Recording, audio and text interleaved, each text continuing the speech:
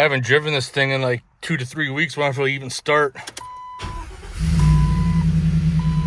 Yeah, fired right up.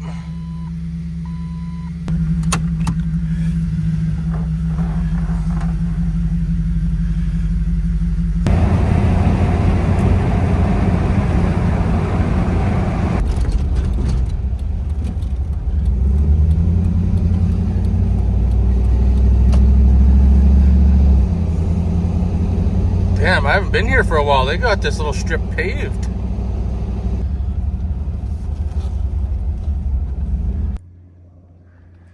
One Jetta right here.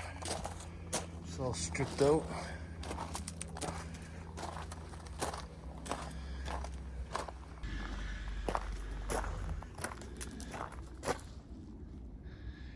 Man, this is just savage. That was definitely kind of a bust, looking for some parts for the Jetta. I was going to take it off the market. I listed it for sale for $6,200 because I want to get a trail hawk. But then the deal I had fell through, but we'll see. Guys coming from Edmonton tonight. We'll see. Well, I'm going to say, after 8 years, I finally said goodbye to my 2011 Jetta TDI. I love that car. Got incredible fuel economy, but it was time to say goodbye. I needed something all-wheel drive with my new job because I drive approximately like 35 kilometers to work, 35 kilometers back on the freeway. And as you guys know, if you've been in Calgary, there's a bunch of idiot drivers. So definitely want something all-wheel drive on Stony Trail because it can become a shit show. And last year, the roads for a lot of the winter time was just crap. Right, Miss Carmen's? Carmen's? What? Are you being camera shy? Are you?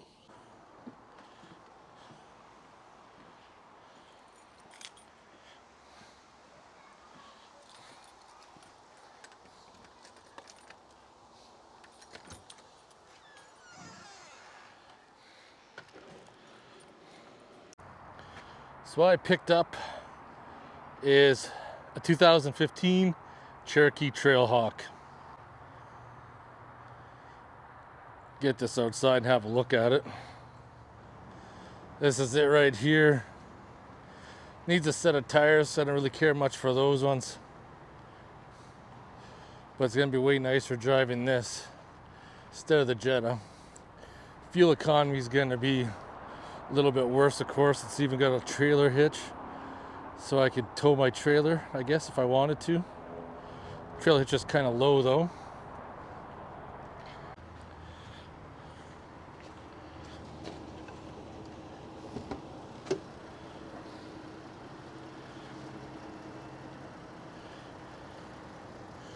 Runs really smooth. Looks nice and clean. I was looking at the Cherokees for a commuter vehicle, but definitely, if you're gonna get a Cherokee, the Trailhawk is definitely the model to get. Ernest, what are you doing? What are you doing? Do you want belly rubs? Do you? Or is that violence? Do I touch the murder button? Does that touching the murder button? What are you doing? Belly rubs? Do you choose violence? Do you? And are you gonna be compassionate today? Hey? Well, that's a good girl.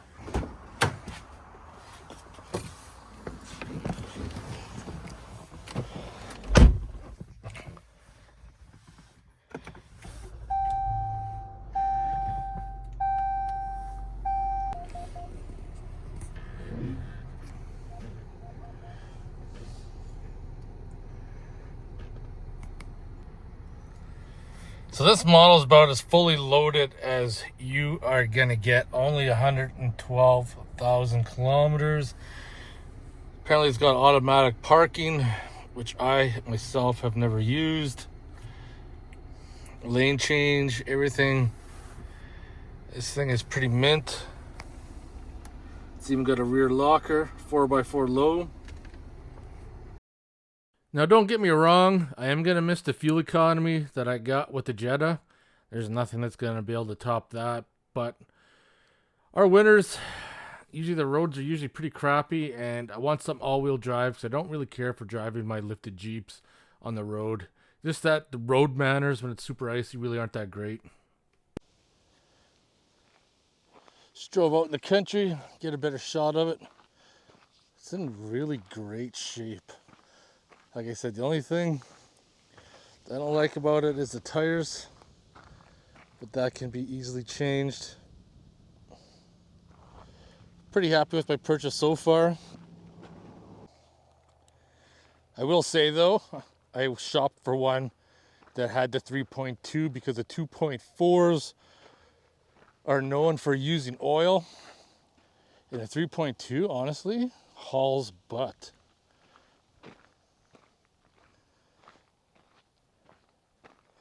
The one I really wanted, it was an orange, but they couldn't give me a good enough cash deal on it.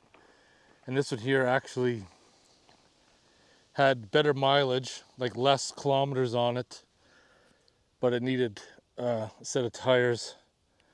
And it was a year older, so I was able to get it for the price that I was paying. But like, just the Trailhawk model is pretty fancy to my standards anyways. And this one here does have the PTU warranty on it. If you guys know or don't know, is that the PTU, which is basically like a transfer case, is a high failure on these things. And because of that, Chrysler, for selected models, extended the warranty for unlimited mileage for 15 years. So that was a bonus. So it's something I was definitely looking for the Cherokees, to make sure that it had that extended warranty for peace of mind. Just look at this view. This is for 20 minutes from Calgary. That farmhouse over there has got the most beautiful view, but 20 minutes from Calgary, you could be living like this. Rolling hills, Bow River that goes through here. Just beautiful. And I spent $300 on parts, oil, filters, just to change it all for my peace of mind. Now this is where Engineer Johnny must have got a job at Jeep during this time, because I bought a serpentine belt because I just want to replace it.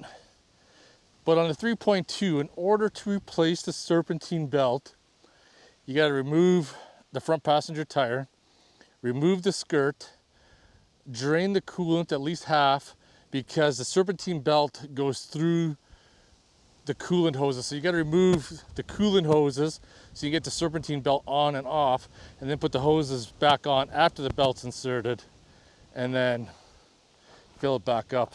That's a dumb setup. You guys will see when I get there. I'm not going to do it right now. I bought the belt, but in the near future I will be. It's another day. I'm going to start working on the Jeep here. I didn't go camping this set of days off because it's supposed to have been like torrential rain, and it's been raining, but not enough to ruin the camping trip. So I did some research on that hitch. So it is an aftermarket hitch, and I'm going to get rid of it and get a factory one, because a factory hitch does indeed go in this panel that gets removed, so the hitch will actually sit up quite a few inches higher, because that aftermarket hitch is really useless that low.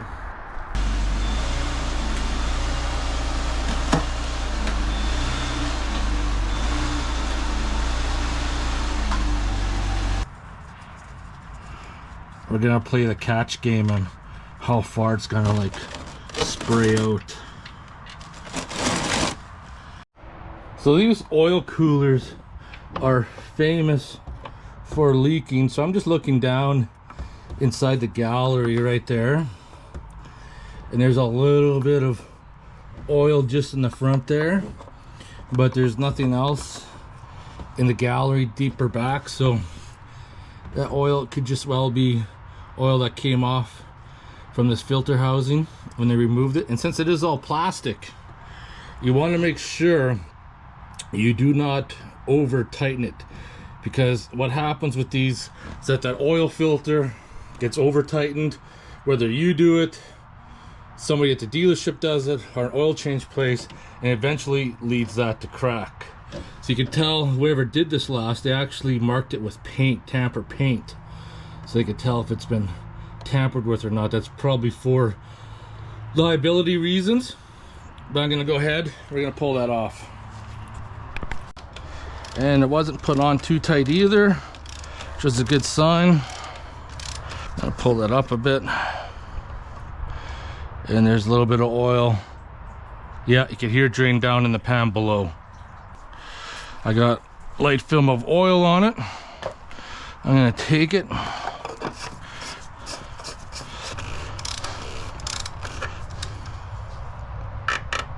There we go.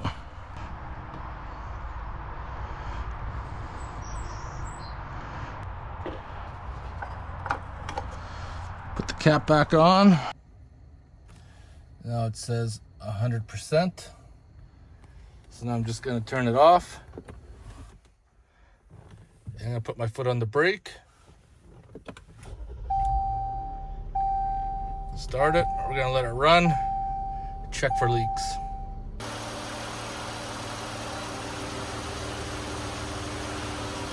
Looking good down below, doesn't look like there's any leaks.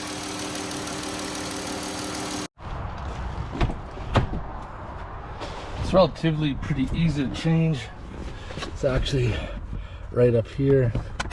So just gotta pull those out, right? And you can see it's already like half hanging out.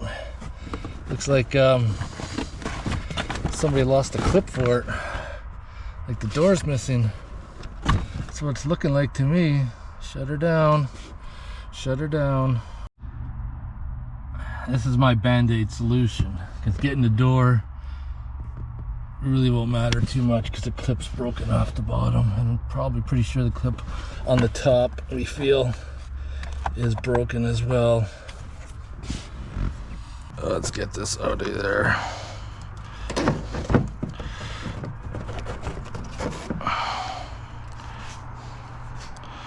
But it looks pretty clean still. It's not too bad. I've seen worse. Ah, shit. Butterfingers!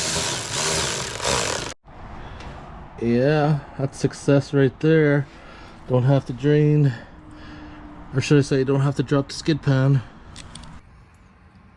Right now I'm just using the AutoFix scanner, which is Autel software, which is by far the most superior in my opinion. I actually took this to the dealership yesterday to scan it, and there's only one error, and that was with the lift gate, but there's actually a recall on that for the lift gate, but there's no parts in stock. Yeah, one thing I just want to check is make sure that all the mileage matched on all the modules. So it doesn't look like the AutoFix is able to do the key programming, because I only got one key with it and I ordered a fob. But I have a bunch of scanners anyways, because you can go into the, whoops, I gotta load the VIN number, hold on.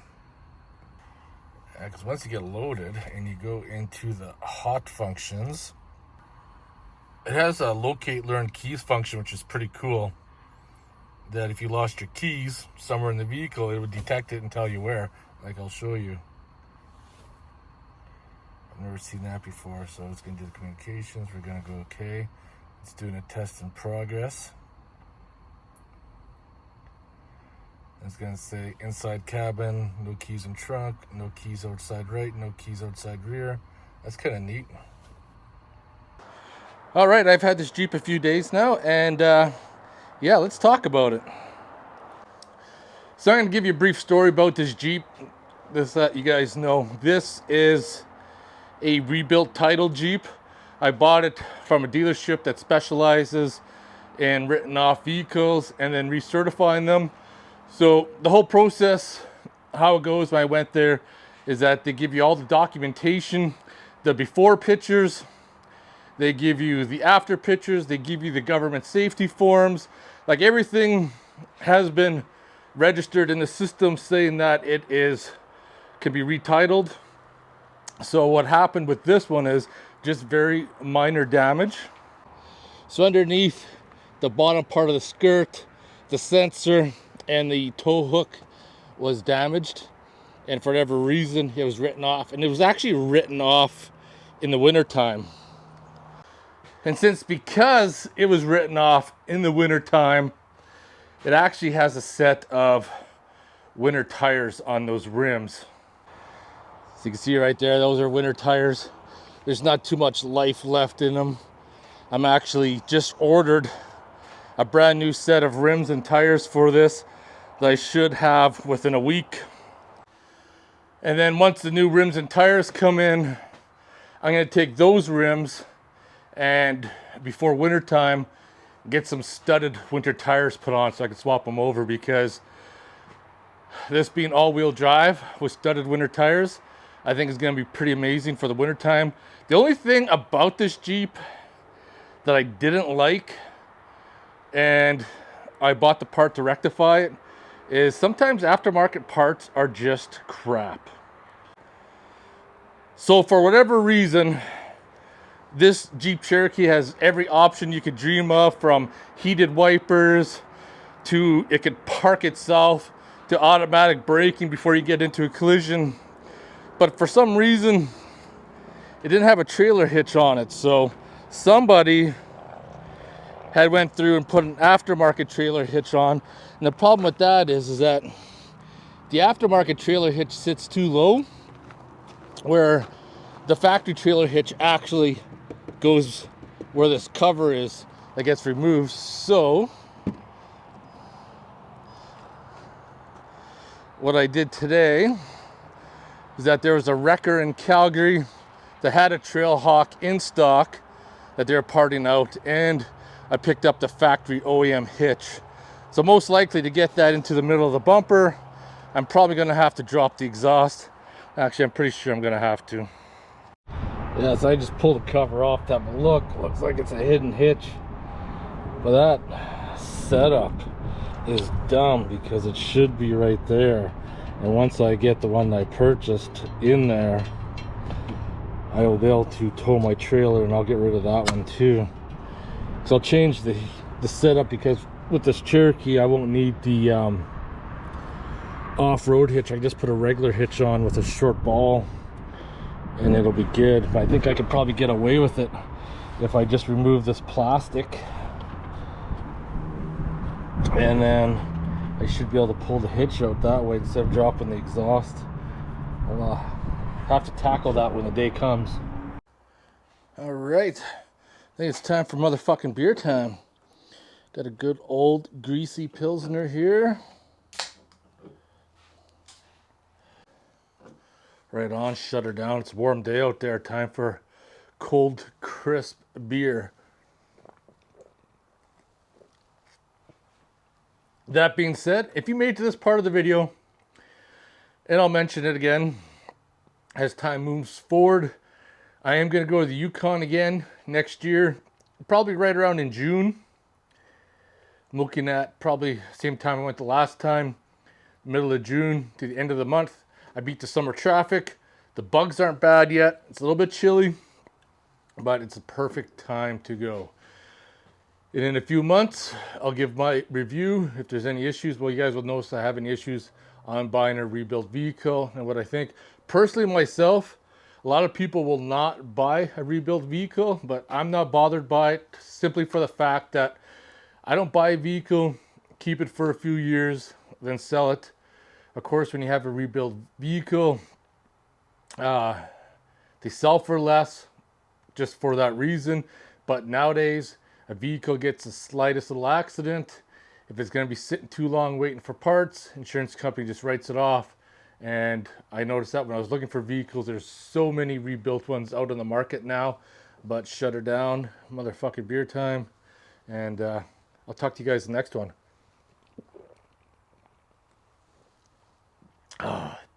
You guys have yourselves a great day. Thanks for watching. Shut her down.